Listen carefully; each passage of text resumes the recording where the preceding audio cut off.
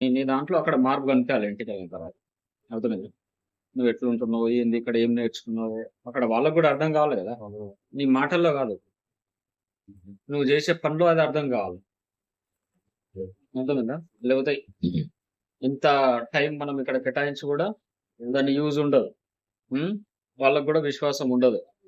అర్థమైందా? సో, ఇది చాలా లెంథీ టైమ్ అయింది. సో, అందుకనే నువ్వు వెళ్ళిన తర్వాత నీ దాంట్లో నీ బిహేవియర్ ఎట్లుండాలా? నువ్వు ఏ రకంగా వాళ్ళను వాళ్ళు గూడా ఏదన్నా ఆశిస్తారు గదా! ఇన్ని రోజులున్న తర్వాత నువ్వెట్లుంటున్నావు? ఏంటిది? నీ మాటల్లో ఏమన్నా తేడా ఉన్నదా? నీ ఆలోచనలో తేడా ఉన్నదా? నీ యాక్షన్‌లో తేడా ఉన్నదా? ఇదే మెయిన్‌గా గమనించేది.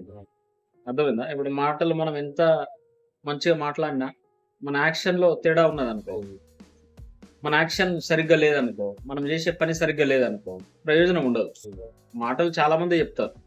చాలా మంచి మంచి విషయాలు జెప్తారు. చాలా గొప్ప గొప్ప విషయాలు జెప్తారు. మొత్తం ప్రపంచ జ్ఞానమంతా ఉన్న వ్యక్తులున్నారు. ఆ జ్ఞానాన్నంతా బోధిస్తారు. కానీ పని జేసే కాడికొచ్చిన తర్వాత ఏమైతది? మళ్ళా అక్కడికే మొదటికొచ్చేస్తారు మళ్ళా. సో, అందుకనే మనం చేసే పనిలో కనిపియాలది. నువ్వెన్ని మాటలు జెప్పినా నమ్మరు. ఎందుకు? ఎప్పటికి రొటీన్ గాబట్టి నమ్మరు. అందుకనే నువ్వెళ్ళిన తర్వాత ఏ రకంగా ఉంటావు? ఎట్లా నీ బిహేవియర్ ఉంటది? ఏ రకంగా నువ్వు పని జేయగలుగుతావు అన్నది చాలా ఇంపార్టెంట్.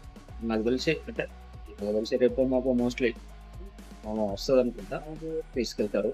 బట్ నువ్వు కరెక్ట్‌గా ఇన్ని నెలలున్న తర్వాత నువ్వు కరెక్ట్‌గా వాళ్ళకు ఇక్కడ నేర్చుకున్న విషయాలన్నీ గూడా నీ దాంట్లో ఇప్పుడు నీకిద్దరు పిల్లలు. అంతేనా?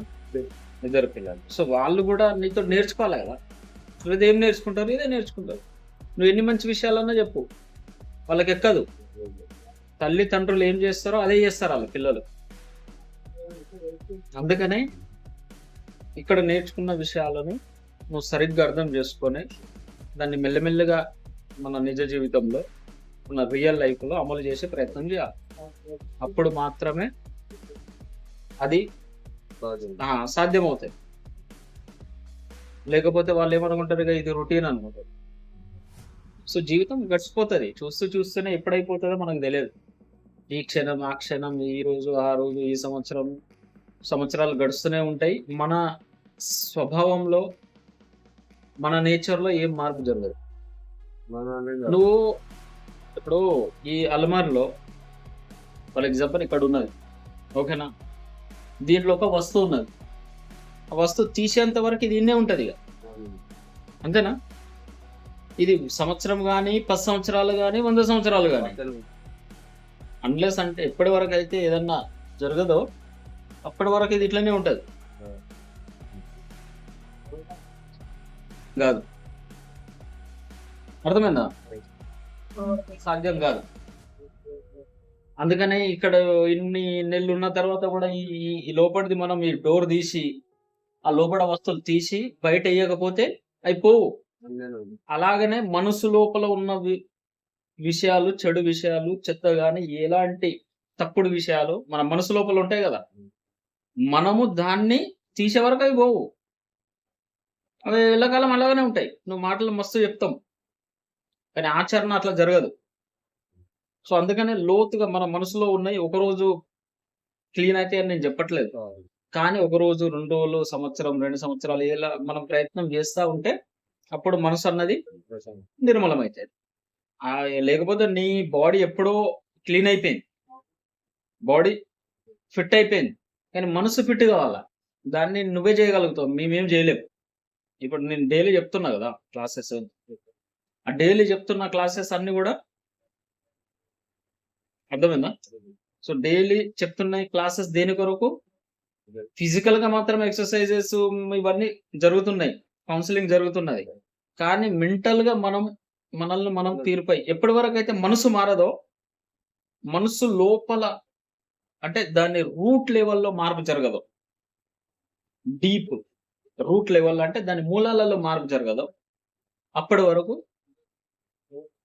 మన జీవితంలో పెద్ద మార్పు జరగదు. సో, ఇది ఎట్లనైతే మనం ఎప్పటి వరకైతే బయటికి తీయమో అలాగనే ఉంటదో, ఎప్పటి వరకైతే మన మనసును మనం క్లీన్ చేసుకోమో, అప్పటి వరకు అది అలాగనే దూషితమై ఉంటది. అలానే కరప్ట్ అయి ఉంటది. అదే తప్పుడు విషయాలతోటి ఉంటాయి. సో మనకు మనస్సు ఇంపార్టెంట్. శరీరం ఉంటది 4 గోడల మధ్యల. సంవత్సరము, 2 సంవత్సరాలు, ఎన్ని సంవత్సరాలు పెడుతుంటది. మనసు ఉండదు. మనసు ప్రపంచమంతా తిరుగుతా ఉంటది. అర్థమైందా? సో మనసులో వ్యాధి ఉన్నది. మనసులో జబ్బున్నది. మనకు అలవాటు పడ్డది.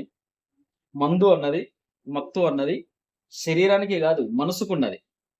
సో శరీరానికి ఎంత ట్రీట్మెంట్ చేసినా మనసును మనం అట్లానే వదిలేస్తే ఆడ ఉన్న ఆ బీజాలు ఉన్నాయి కదా, ఆ మూలాలు ఉన్నాయి కదా, మళ్ళా చెట్టు అవుతుంది. అర్థమైందా? ఆ బీజాలు మొక్క అవుతుంది, మొక్క చెట్టు అవుతుంది, అది ఫలాలు ఇస్తుంది. ఫలాలు ఇస్తుంది అంటే మళ్ళీ మనం అదే రొటీన్ అయిపోతాం.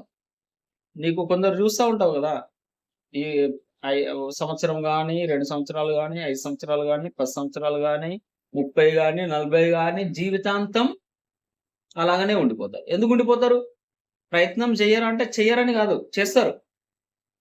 ప్రయత్నము చేస్తారు కానీ ప్రయత్నం చేస్తారు. కానీ ఈ మనసు అన్నది అర్థం కాలే కదా. సో మనసులో ఉన్న ఈ ఈ ఈ ఈ ప్రాబ్లమ్స్, మనసులో ఉన్న ఈ వికారాలు అంటాం కదా, అవి అర్థం కాలే కదా. ఆ మనసు లోపలికి ఎట్లా వెళ్ళి మనం ఎట్లా క్లీన్ చేయాలనేది మనకు తెలియదు కదా. తెలియక వాళ్ళు పాపం జీవితాంతం అదే తప్పు చేస్తూ ఉంటారు. జీవితంలో మార్పు జరగదు. జీవితంలో సంతోషం గాని, ఆనందం గాని, తృప్తి గాని ఎలాంటిది ఉండదు. జీవితాంతం నువ్వు ఇప్పుడు డబ్బా ఇక్కడ నుండి తీయాలి. నువ్వు ఈ బీరువా ఓపెన్ చేసినావు అనుకో, ఇది వెళ్తుందా బయటికి? ఇదే ఓపెన్ చేయాలి కదా. ఇది ఓపెన్ చేసి దీన్ని క్లీన్ చేస్తేనే క్లీన్ అవుతుంది. నువ్వు దీని బదులు ఏదన్నా చెయ్యి, మొత్తం ఇల్లునంతా క్లీన్ చెయ్యి, డబ్బా మాత్రం ఇన్నే ఉంటది. ఈ ఇందులో ఉండే చెత్త అంతా దీంట్లోనే ఉంటది. అందుకని దీన్నే చేయాల్సి ఉంటది. అందుకని నువ్వెన్ని ప్రేయర్లు చేసినా, నువ్వెన్ని ప్రార్థనలు చేసినా, నువ్వెన్ని మొక్కులు మొక్కినా, నువ్వెంత ప్రపంచమంతా తిరిగి వచ్చినా, నువ్వేమన్నా చేసుకో, మనసును క్లీన్ చేసే వరకు, మైండ్ని క్లీన్ చేసే వరకు, దాన్ని శుభ్రపరిచే వరకు మన జీవితంలో బేసిక్ మార్పు జరగదు. సో ఇది మంచి అవకాశం నీకు దొరికింది.